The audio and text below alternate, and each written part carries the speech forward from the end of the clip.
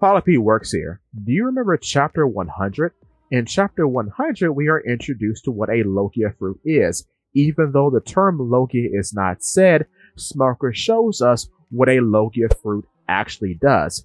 Sanji goes in to kick Smoker in the head, and his foot goes right through him because, as you know, Smoker is the user of the smoke fruit, meaning he can turn into smoke. What's very interesting about this is that right here, right now, in chapter 100, carries us all the way through to the current chapter, which is chapter 1083, in which we are shown in the same way that if Oda is trying to betray that a character is a Logia, they are hit with a mundane, harmless attack, and then they disperse, showing that they are invulnerable to that type of attack, which leads the reader to know that this guy is a Logia. Then, later down the line, when further explanation is conducted, we either learn that the Logia has a natural counterpart, or now Haki is just the catch-all way to deal with these types of guys, right? However, you know who else shows up in chapter 100? One Monkey D. Dragon, leader of the Revolutionary Army. It has been theorized for years that he has a Wind Logia. However, you know what's really, really interesting and really, really strange about Dragon in chapter 100? Dragon is not given the same treatment as Smoker. No one goes up to hit him and harmlessly passes through him. This does not happen. What does happen is that it is suggested that Dragon does generate wind, but it's never suggested that Dragon himself can turn into wind. So, from that being said, I will propose this to you. What if Monkey D. Dragon is not a Wind Logia, but he is indeed a fan paramecia? Let's continue. If you are a fan of One Piece, you are most likely a fan, or at least are aware of Naruto and Dragon Ball.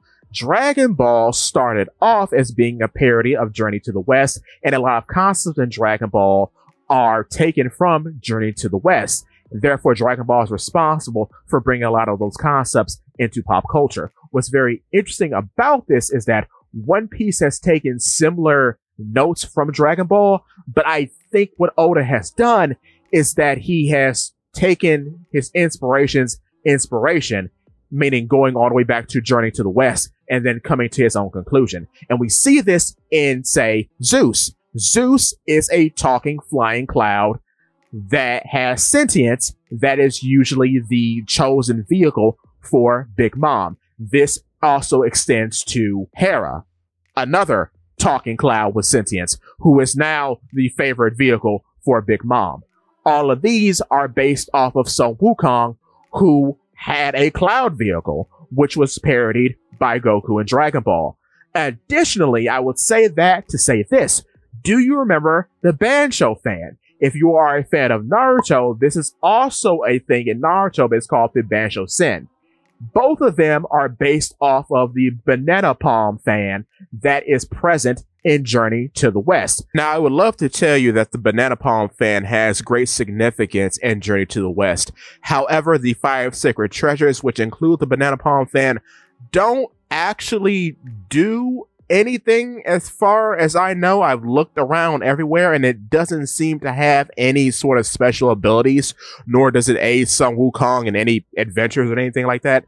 So we're just going to focus on Dragon Ball's interpretation of the banana palm fan, which is the Bancho fan, because I believe if anything were to be a inspiration for One Piece, it would most likely be something from Dragon Ball. Let's continue. What's so interesting about the Bancho fan specifically in relation to our One Piece talk today is that the Bancho fan was originally supposed to put out the fire on Fire Mountain. So what's so interesting about that thematically is that Dragon is the leader of the Revolutionary Army. His second in command is Sabo. Sabo has eaten the flame fruit. So he is now an entity of fire, an avatar of fire. So it only makes sense that now Dragon possesses the power higher than him, able to potentially extinguish him. So that's what I think. I think Dragon is a reference to the banana palm fan. One Piece's interpretation on this object from Journey to the West. So in terms of, say, the weather control or the rain that suddenly appeared in Logtown, I think that too is all Dragon's doing, because if he's a fan and has some sort of wind control, he could just push and irritate clouds, and that could cause rainstorms and lightning to appear. Because as we know, with Paramecia, they don't always just have one ability. It's a Swiss Army knife of abilities that stem from one point. So that's what I think, and that's why I believe how he was able to cause that thunderstorm in Logtown. It was simply an effect of his abilities, in which he manipulated clouds in the sky with his ability, which influenced the weather. So piggybacking off of that, I recently did a short about how a bunch of revolutionary characters relate to concepts or themes present during the time of the Industrial Revolution. What's so interesting about that too is that during that time, wind power was used in the form of windmills as a means of renewable energy. And what is a windmill but a big fan? If you like stuff like this, please feel free to check out my YouTube channel, Polipede Works. And if you like what you see, I would appreciate your subscription. Thank you so much. See you next time.